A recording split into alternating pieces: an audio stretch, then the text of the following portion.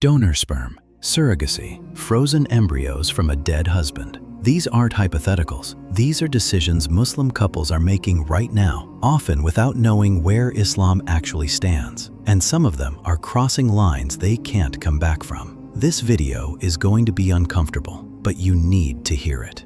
Before we get into the rulings, let's just acknowledge something that doesn't get said enough. Infertility is one of the most quietly painful experiences a person can go through. It's the kind of grief that doesn't always have a name. You're not mourning someone you lost, you're mourning someone who hasn't arrived yet. And every month that passes can feel like another small loss. We want to say clearly from the very beginning of this video, infertility is not a punishment. It is a test, and there is a profound difference between the two. Some of the most beloved people to Allah in all of human history waited years, even decades, for children.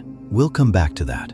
For now, just know, if you're in this, you are not forgotten. Let's make sure we're all on the same page about what IVF actually involves, because the Islamic rulings follow the details of the procedure very closely.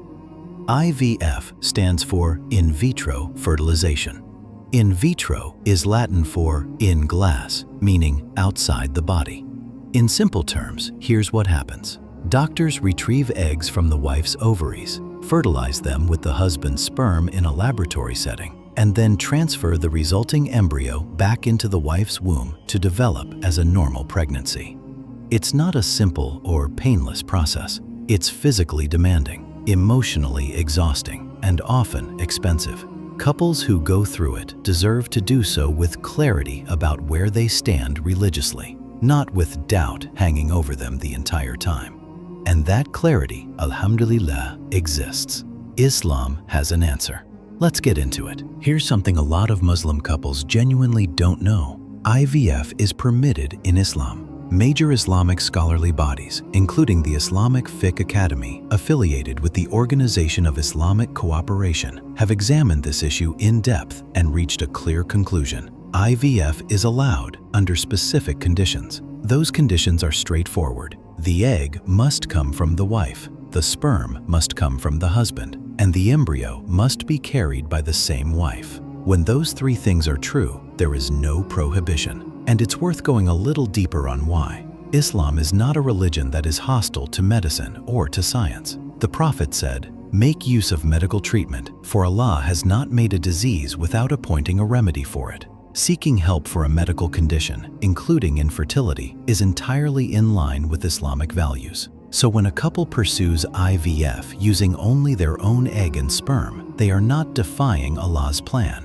They are using the means He has made available to them while trusting Him with the outcome. That is tawakkul. That is reliance on Allah done correctly. If you've been carrying guilt about even considering IVF, please let that go. You are not doing anything wrong. Now, Islam does draw clear lines around certain forms of assisted reproduction, and it's important to understand not just what is prohibited, but why.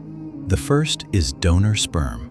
Using sperm from a man who is not the husband is not permitted in Islam. The reason goes to the heart of one of Islam's core values, the preservation of lineage. Every child has the right to know who their father is. That right is built into Islamic inheritance law, into the rules around mahram relationships, into the entire structure of the Muslim family.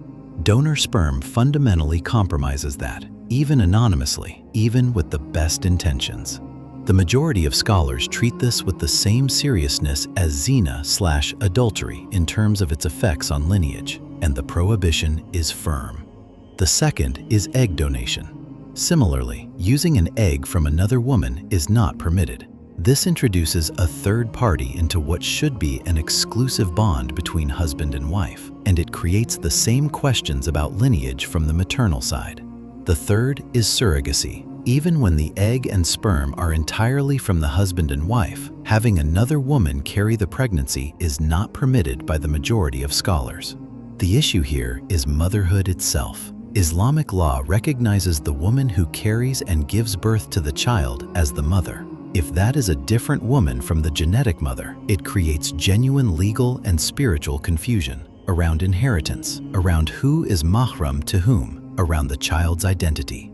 The majority position is that this is not allowed, and couples should be aware of that clearly. The fourth scenario is using a husband's frozen sperm after his death. This is also not permitted.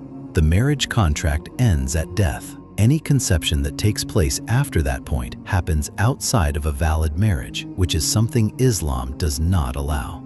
This is a difficult thing to hear, especially for a widow who may have frozen embryos already created. But scholars are clear on this point. None of these rulings exist to make life harder. They exist to protect the child, the family, and the integrity of relationships that Islam considers sacred. This is one of the most practical questions couples face, and it doesn't get nearly enough attention. So what does Islam say about this? While the marriage is intact, frozen embryos can be used. A wife can return in a future cycle, transfer a frozen embryo from her husband, and that is permissible. The embryos belong to the couple, and they can use them within the bounds of their marriage. However, and this is important, if the couple divorces or if the husband passes away, those embryos can no longer be implanted. The scholars advise that they be allowed to naturally cease. Some scholars permit donating them to medical research, though this remains a point of difference. What is not permitted is implanting them in another woman or using them after the marriage has ended. Knowing this in advance matters. If you're going into IVF, it's worth having a conversation with your doctor and with your spouse about how many embryos to create with this in mind. If you've made it this far in this video, there's a good chance this isn't just academic for you. You're probably living this. So this section is personal. The Quran tells us about Ibrahim and Zachariah, peace be upon them, the prophets of Allah whose faiths were so profound, yet they both waited for a child for decades. These stories are not in the Quran to fill pages. They are there because Allah knew that people like you would need them. He preserved those moments of longing and waiting and dua because He wants you to know that your longing is not invisible to Him. Seeking medical help is not giving up on Allah. It is not a lack of trust. The Prophet modeled for us the combination of dua and action. You make dua and you also tie your camel. You pursue the means and you trust Allah with the outcome. And if it doesn't work, know that Allah's mercy is bigger than any outcome. His plan for you is not limited to the paths you can currently see. Let's bring everything together. IVF, using the husband's sperm and wife's egg carried by the wife, is permitted in Islam, and many scholars encourage it. Donor sperm, egg donation, surrogacy, and using frozen embryos after divorce or the husband's death are not permitted. Frozen embryos can be used during the marriage, but the couple should think carefully about how many to create. If you found this video helpful, please share it, not for the views, but because there are couples out there sitting with these questions in silence, not knowing where to turn. Maybe this reaches them at exactly the right moment. If you have a question we didn't cover, leave it in the comments. We read them, and your question might become the next video. May Allah grant ease and healing to every couple going through this. May He bless you with righteous children who are a source of joy in this life and a sadaqah jariyah after you're gone. Ameen.